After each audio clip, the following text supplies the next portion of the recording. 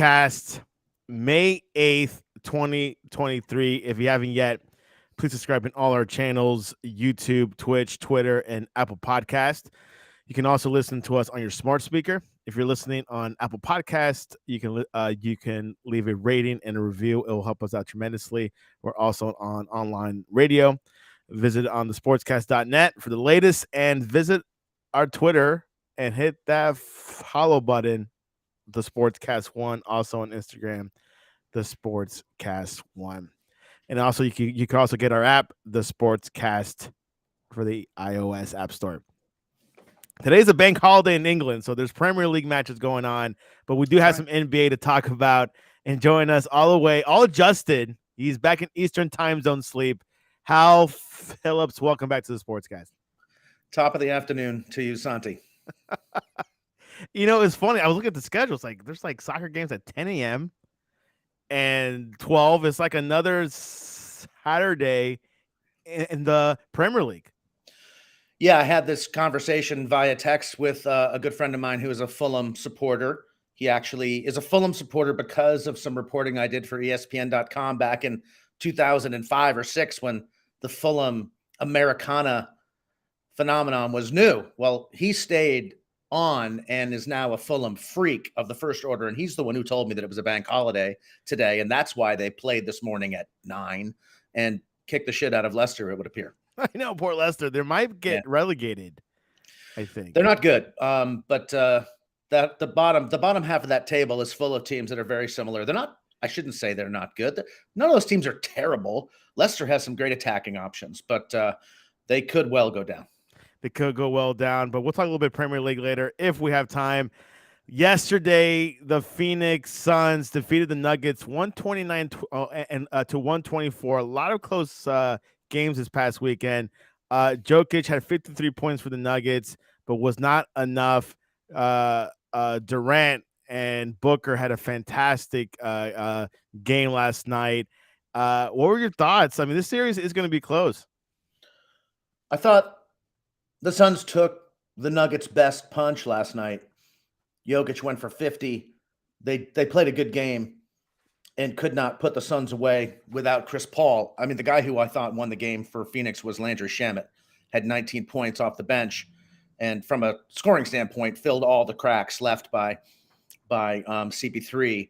Cameron Payne is a pretty darn good backup point guard, isn't he? And they don't look terrible when he is running the team. They're a little bit quicker off the mark. He takes it to the hole, I think, and runs the floor more than Chris Paul would. They're not as static on offense without Chris Paul on the floor. I think they're obviously better with him, and I haven't heard anything about whether or not he's going to come back, but for this series. But I thought the Nuggets gave it their best shot to put this series away, and they could not do it. So neutral basketball fans like myself, we're quite pleased that this might go 7. Yeah, I believe so. Most of the game was pretty tight. As Hal mentioned, Landry Shamet had almost 20 points yesterday. Booker and Durant had 36 points each. Quite a duo. There was also a situation yesterday. Let me play this video between Jokic and the owner of the Phoenix. And boy, Jokic, a little bit of contact. Boy, ball was they're really quick here. And boy, Jokic, a little bit of contact. Boy. Well, it showed a little bit previous, but he pushed the owner of the Suns, who recently purchased it a few months ago, and Jokic got a technical for that. Could get suspended. There's still a possibility for that. Your thoughts? I hope not. It's hard for the hearing the city noise. A couple things about that situation. One, the new owner of the Suns is a former college basketball player and clearly knows how to take a charge and flop. He throws his arms up and goes back in his chair like he's drawing a foul, and maybe he should get credit for drawing that foul on Jokic. But mostly I'm like, what is that guy doing getting in Jokic's way? And who knows what he said to him? That may have been the root of the issue, is that he said something untoward to Jokic, who's just trying to get the ball and play the game that he's paid to play. I don't hold him responsible. They'd better not suspend him. That would be an injustice. Yeah, they were kind of comparing it. Well, if Green from the Warriors got suspended for something close to that, he should get suspended. So we'll find out tonight, I guess, or One of the things that today. people do not remember about Draymond Green, and the NBA has been very straightforward about this, is Draymond Green keeps getting suspended because of the accrual of incidents. Jokic does not have a track record berating fans or other players or referees like he does. And that is why Draymond is getting the treatment that he's getting. Not that he's being singled out in any one way. He is being treated like a repeat offender, which he is. Yeah, correct. It's two different type of personalities, two different players. The Nuggets, as I mentioned before, Jokic had 53 points, Murray 28 points, Porter Jr. 11, Gordon 11, Caldwell Pope 10 points. Um, Murray is having a fantastic series. I guess he needs to bump it up a bit to help out Jokic, I guess. I'm just not sure how good Denver is. They played the first two games of the series and they looked like world beaters. But when you look at them closely, they don't have a defensive grit that I think is as high as some that are left in this playoff. That's one thing.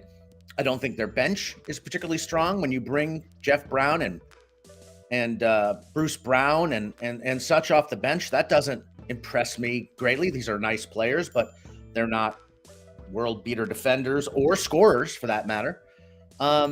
They are an interesting and limited team that their starting five is as good as any, but I don't think they're very deep. It's just a fascinating series what's happening on both sides of the ball, and they're starting to play this Jock Landale, the Australian dude, is starting to take game finishing minutes from DeAndre Ayton, which Ayton obviously is not happy about, but now Monty Williams has done it twice and they've won both games. So I'm going to be very interested to see how that plays out going forward in game 5, because Ayton I always thought played Jokic very well. But clearly Williams does not agree. Yeah, and as Hal wanted to piggyback what he said, the bench for Nuggets are pretty short. Just 3 players coming off the bench. 5 points by Green and Brown. Braun only 1 point, so they need to get more of their bench players involved. Game 5 is scheduled for Tuesday back in Colorado at the Ball Arena. So we'll see what happens. Whoever takes Game 5, is that kind of a good indicator who's going to win, you think, Hal? What was that? Who's getting 5?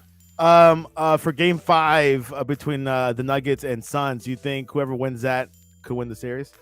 I don't know. I'm sure there's some trenchant statistic that says that the winner of Game 5, wins 89% of series. It's obviously every game is the most important going forward from this point. I like Denver. They seem to play very well at home, and I think the Suns are going to have a very difficult time winning the series. They're going to have to win 2 out of 3.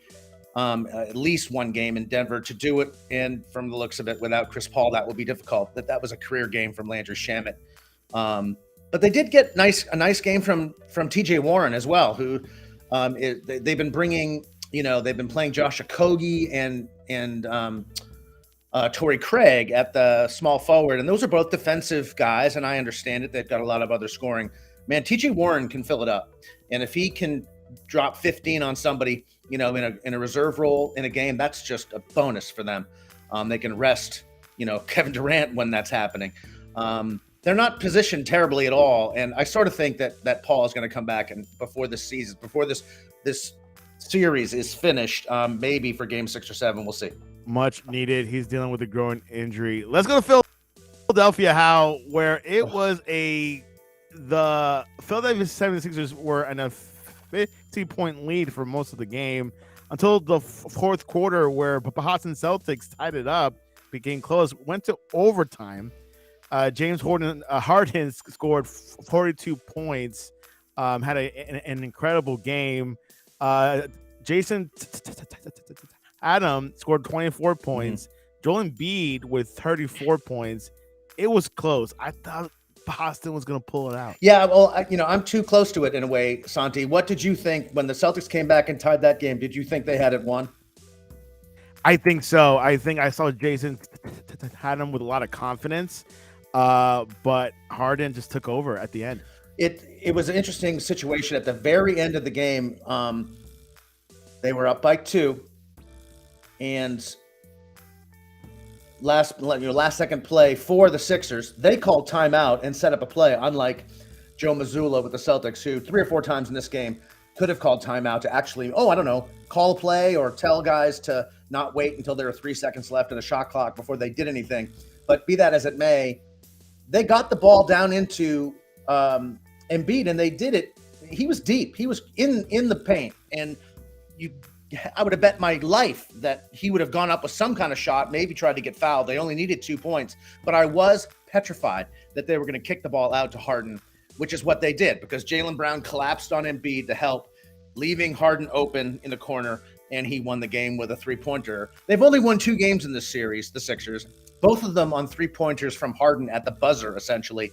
So, look, I think the Celtics were unlucky to lose this game. I'm not throwing in the towel. They played the type of game they have to play to win at this level, which is a defensive-oriented game. We can talk about the Celtics more, but I'm glad for the rest of the NBA that this game, this series is going to go multiple games further, maybe 6, maybe 7, and because it's a good matchup. And I think the Celtics are sort of getting better, and as the series goes on, they sort of did this in the playoffs last year. Still such a young team, but we can get into more particulars. But it was a fair result. I don't think the Celtics threw it away necessarily. They've lost 2 very, very heartbreaking games in this series and blown the other team out twice. So if they lose the series, I'll feel worse. But until that time, I'm trying to keep a stiff upper lip. We'll look at the shot, what Harden did towards the end to win this game right now.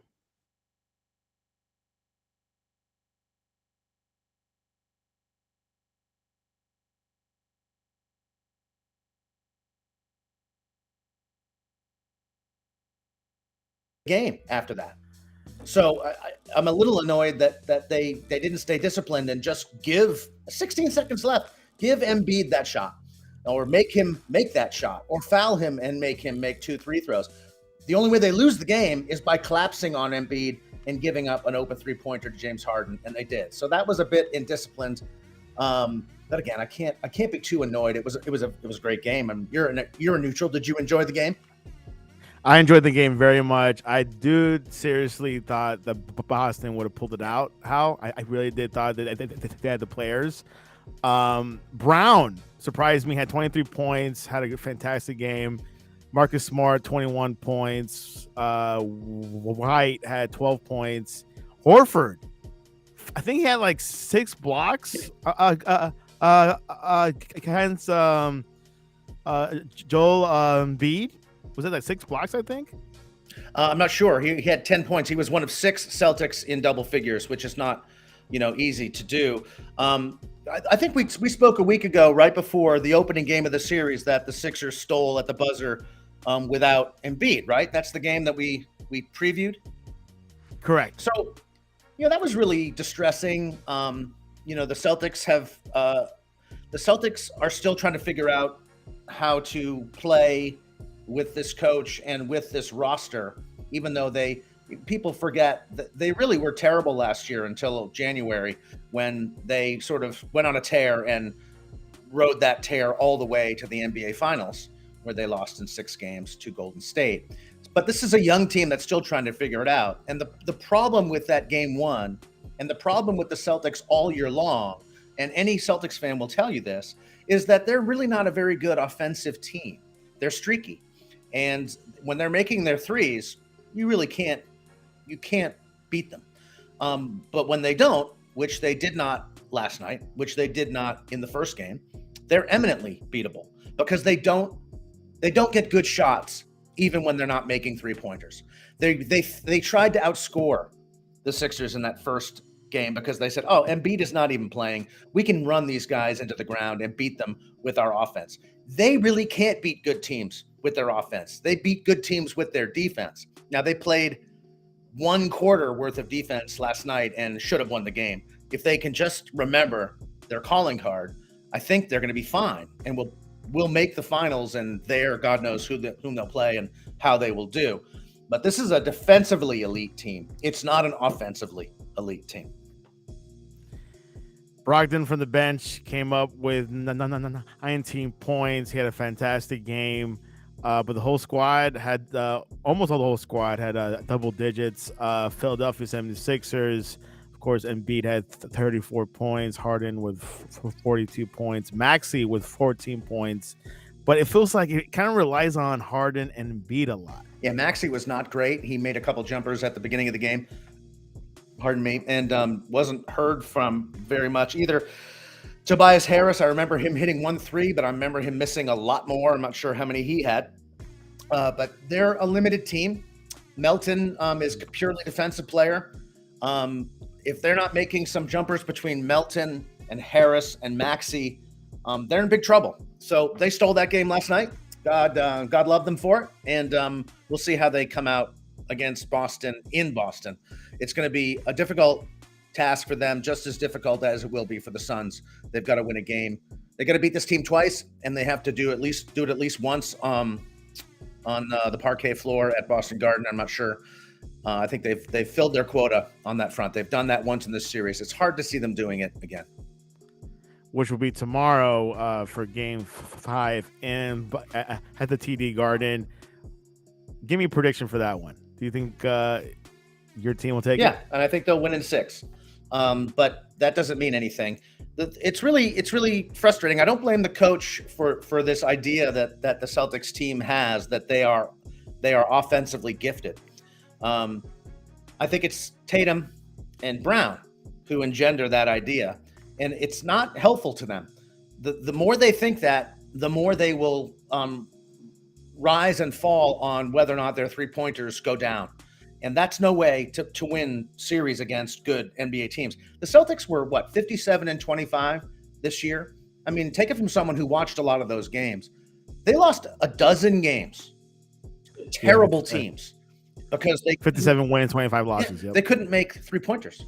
And, every team in the league deals with this. It's a miss or make league, and the three-point shot is obviously one of the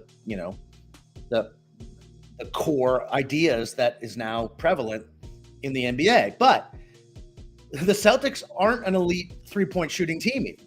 They are an elite defensive team. And that may not matter in December against the Hawks, but it matters now. And they can't afford to stray from this idea that they're going to beat whoever they play from here on out by locking them down for at least 2 of the 4 quarters that they're going to play. They can't afford to do it just for 1 quarter like they did last night, because they can lose on a 3-pointer. My bet is with the Boston Celtics. How I really do think they're more of a complete team, and the 76ers are a little bit limited. So I do give you that. Let's go to the other part of the East. The Miami Heat are up in the series 2-1 after defeating the New York Knicks 105-86. Hal. Mr. Jimmy Butler is back. He scored 28 points after a sprained ankle a few games ago. Adebayo had 17 points. Struts had 19 points. For New York, we had Brunson with 20 points. But it feels like Miami's just way too better. I mean, it's way better than the New York Knicks. It is weird. I thought that the Knicks had a chance to win the series with their full team. When Randall was out, they looked like they couldn't compete offensively. And this is against a team, the Heat, that is not particularly gifted offensively. But Randall is back. I'm sure he's not 100%. No one is. But they look terrible. They're not getting anything from Emmanuel Quickly, who had given them so much spark off the bench. They can't seem to run at the Heat. The Heat are completely controlling the tempo of these games. And, all hail Eric Spoelstra. He's just a tremendous coach. The idea that he's done as well with this group as he has. I mean, think about how badly the Heat were playing. And what did we think about their chances when they lost the play-in game to Atlanta? And had, or did they lose that on purpose? Maybe they did. I can't believe they really wanted the Bucks, but it wasn't just that play-in game. The final 2 weeks of the season, they were terrible. they could barely put, that lineup together. Everyone was getting over an injury. It's hard to, I can't remember a turnaround like this in the NBA playoffs. Teams don't come out of nowhere like this very often to the NBA playoffs. I mean, 8 seeds never beat 1 seeds. And again, Spoelstra is just a miracle worker. I can't believe what he does with this team. They're playing Max Strus and Duncan Robinson and some guy named Highsmith. I don't even know who it is.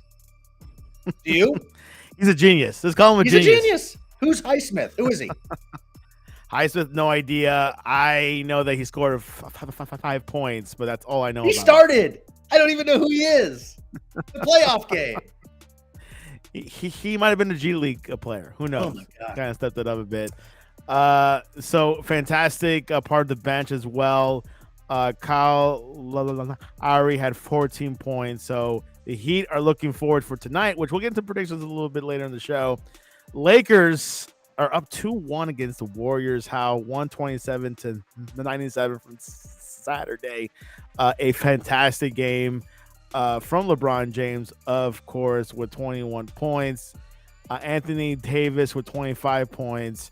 Russell with 21 points. I don't know if this just is a fluke or the Warriors tired or the Lakers are the real deal. Oh, it's not a fluke. I think these teams are very well matched, as different as they are at playing the game of basketball. I think the Lakers are first in the league at drawing fouls. Golden State is last in the league at drawing fouls. So the Lakers go to the line a million times. The Warriors never go to the line. They shoot entirely, from 3-point land or largely. And the Lakers basically get everything inside. And if they made some 3-pointers, they'd be, on the verge of clinching this series. But they're so different in the way they go about playing the game. It's fascinating to watch. Kerr is a great coach and is adjusting the whole time. And Darvin Ham has this team playing incredible defense. When the Lakers won in the bubble, they won it with defense. And if they win this series, they'll win it with defense. That sounds trite. I'm not trying to sound trite, but that is true. The Lakers have the capability to clamp down on teams. I don't think the Warriors do in the same way. And but I do think the Warriors will win tonight. I think it's these teams are very, very closely matched, and a team can't win twice in a row. I mean, that's the problem with the playoffs generally. It's very hard to win 2 games in a row, as the Suns just did, but the Celtics haven't done it, and no team in this series has done it. So we're just gonna have to wait and see. But I bet you the Warriors win tonight. Yeah, Warriors are looking at game 4 tonight, a pivotal game 4. And I'll read you the stats. What happened on Saturday from the Warriors? Curry had 23 points, Wiggins 16, Klay Thompson 15, and from the bench we had Cummings with 10 points. So the Warriors can step it up. They could go on, huge momentum roll in the future. So we'll see what happens tonight. Predictions: New York Knicks at Miami, game 4, pivotal game 4. Who takes it? Will it be a tie, 2-2, or Miami will go 3-1? I think Miami wins for the reasons we discussed. I just think the Knicks have lost the mojo, and I think that Randall is more hurt than he's letting on. 2-0. And you predicted Golden State at Lakers to win tonight, so we'll jot that down. Tomorrow, Champions League, Man City at Real Madrid, semifinal. Who do you got? Man City at Real Madrid. Real Madrid, yep, at the Bernabeu. I guess I'm gonna emotionally say that Man City wins 3-1. I think they're gonna blow them out. Essentially, I think that Pep is gonna get a win at the Bernabeu, and it's gonna be a resounding one. If that does happen, it might be over by then. Well, I think I guess that is what I'm saying. We'll see what happens. Man City wins the Premier League. Is that pretty much set in stone? Yeah, I think so. They've got a game in hand and they're a point ahead, and they don't look like they have any business losing. Arsenal. I watched the Newcastle game, and Arsenal was lucky to win that game. I thought Newcastle missed so many goals in the first 20 minutes and then couldn't get a sniff. So I hope it goes down to the last game, but I'm not an Arsenal fan, so I won't be rooting for them. Lil Messi, would he stay in Paris or is he going to Saudi Arabia to join Cristiano Ronaldo? He's gone. I don't think any of those players really enjoy playing for PSG. It's a monetary consideration, and he may just move from one monetary consideration in Paris to another one in Saudi Arabia. And I don't think anyone will. And well, I don't know. I think people will notice, but it's such a weird club, PSG. PSG is not an old club. They're not a old and traditional club. I think they've only been around since 1969. And they weren't very good for the first 25 years they existed. So they have fans, and they have a nice ground, the Parc des Princes, which I have attended. Cool, but it's not. It's a weird fan base. They're the best team in France, but no one in France really cares. They feel like it's been purchased, and when Messi goes or all of those stars go, I think people might be happier to root for PSG if they just have a normal French side that gives a shit. Exactly. We'll see what happens. Rumors he might go to Barcelona or Saudi Arabia. Those are the top two contenders. Hal, what is the best way to reach you online to talk to you about, hey, what should I eat during tonight's game against the Heat and the Nets? What should you eat? Yes. Pizza is always the thing that you eat at a sporting event. That's just I agree. That's what you eat. But people could find me at Mandarin Hal on Twitter, and at gen0.halphillips.net is where I write about soccer, and halphillips.net, just plain old halphillips.net, is where I write about basketball. There you have it, Hal Phillips. You could join. You could also reach us at the sportscast.net or the Sportscast1 on Twitter and Instagram, and we'll be discussing NBA. And Hal, I'll see you at the other side next. It's going to be a great week. Let's go.